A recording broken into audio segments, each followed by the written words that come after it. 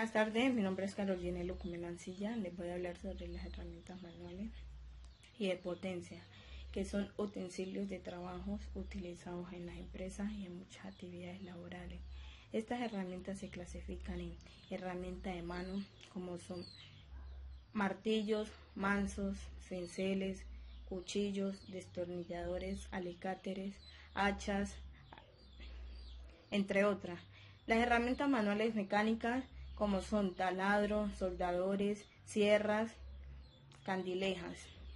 Es necesario, antes de hacer uso de estas herramientas, verificar las condiciones en que se encuentran cada una de ellas, porque sabemos que por más cotidianas que sean estas labores, no estamos exentas de sufrir algún peligro que nos puede provocar accidentes, como sobreesfuerzos, golpes y atrapamientos.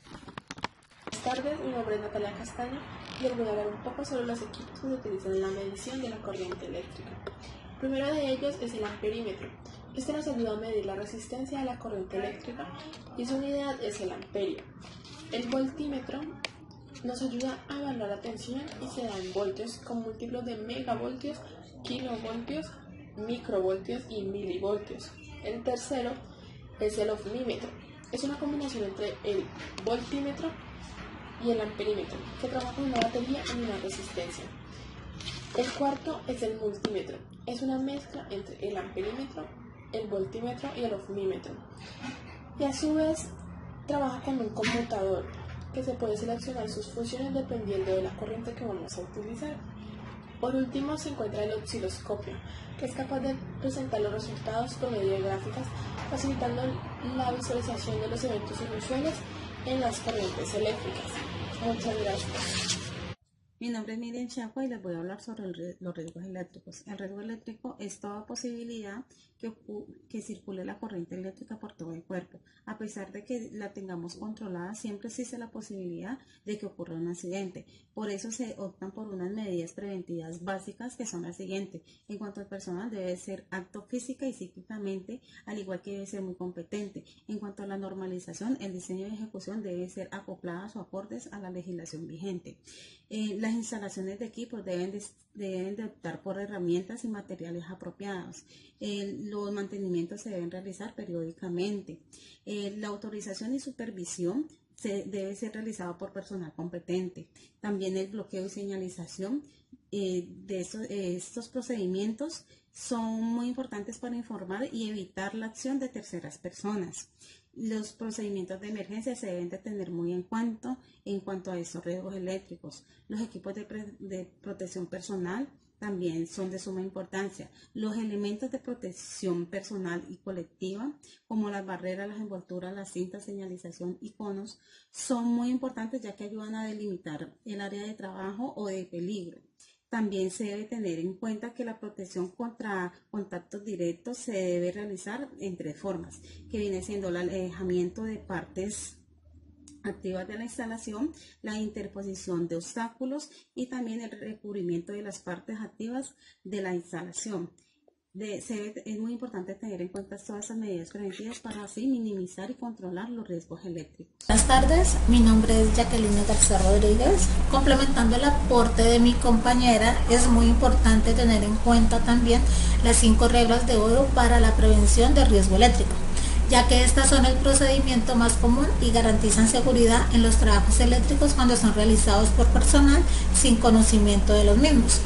También es importante conocer la normatividad legal vigente aplicada a este riesgo en materia de seguridad, además de aprender a identificar y aplicarlas en el campo laboral. Dentro de ello nos encontramos con el RTIEL, el Reglamento Técnico de Instalaciones Eléctricas, el cual fue creado por el Decreto 18039 del 2004 del Ministerio de Minas y Energías, y cuyo objetivo es reglamentar y establecer las medidas que garantizan la seguridad de las personas, vida animal y vegetal y la preservación del medio ambiente, previniendo, minimizando o eliminando los riesgos de origen eléctrico. El RETILA es el Reglamento Técnico de Iluminación y Alumbrado Público. El CONTE, Consejo Nacional de Técnicos Electricistas. Esta entidad es la encargada de la inspección y vigilancia de la profesión técnico-electricista en el territorio colombiano. la cual fue creada por la Ley 19 de enero 24 de 1990 y reglamentada por los decretos 991 de abril 12 de 1991 y 277 de febrero 9 de 1993 y en consecuencia. Cumple con funciones de autoridad administrativa y expide las matrículas profesionales para el ejercicio legal de la profesión. Adicional, les compartiré algunos de los efectos fisiológicos que se pueden presentar por la exposición a la corriente eléctrica. Dentro de ellos tenemos el efecto térmico o calórico, el efecto lumínico, efecto magnético, químico, efecto de atracción y de repulsión, efectos de fusión, de dilatación, efecto fisiológico en los cuerpos humanos y el efecto mecánico. Con este tema damos por terminado nuestro paso por el riesgo eléctrico. Les voy a hablar de la tabla de cotización. El decreto 1772 del 1994 es el que reglamenta la afiliación y cotización al Sistema General de Riesgos Profesionales. El decreto 1295 del 1994 en su artículo 26 habla de las clases de riesgo. Se dice que tenemos 5 clases de riesgo, que son riesgo mínimo, riesgo bajo, riesgo medio, riesgo alto y riesgo máximo. En este mismo decreto, en el artículo 27 nos habla de la tabla de cotización mínima, intermedia y máxima. Nos dice también que no debe de ser la cotización inferior a un 0.348% y mayor a un 8.7% de base de cotización de los trabajadores. Esta cotización está a cargo del empleador. En caso tal que la empresa esté cotizando un riesgo que no le corresponda, la empresa debe hacer una reclasificación ante la ARL para que así más adelante se pueda evitar de multas, sanciones o incluso el cierre de la empresa por no pagar el riesgo al que le corresponde. Buenas tardes, mi nombre es María Estefany Palomino Mosquera. Hoy vamos a hablar un poco sobre el peligro mecánico enfocado a máquinas.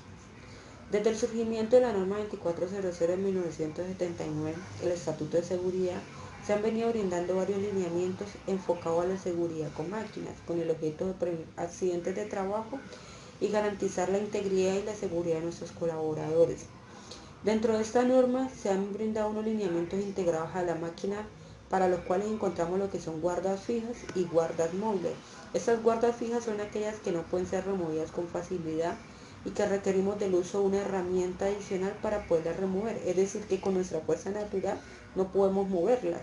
Las guardas móviles son aquellas que sí podemos mover con facilidad, pero cuando decidimos ponerla debemos de contar con un mecanismo adicional que nos permita controlar el acceso a partes peligrosas, es decir, un sistema de enclavamiento que permita identificar cuando estas puertas son abiertas y que permita detener el equipo de manera inmediata, y contando adicionalmente que si adicionamos lo de sinercia y si estos equipos en movimiento no se detienen de manera inmediata, deben de estar ubicados a una distancia que pida que el colaborador sea fácilmente hacia la zona de peligro. Pero más allá de eso, cuando hablamos de peligro mecánico, no solamente nos enfocamos a riesgo de atrapamiento, también encontramos todo lo que son contacto con superficies calientes, toda la parte de proyección de partículas, contacto con herramientas o material cortopunzante, ¿sí? Aplastamiento, atrapamiento y demás, para lo cual contamos con otros mecanismos o otras medidas adicionales para controlar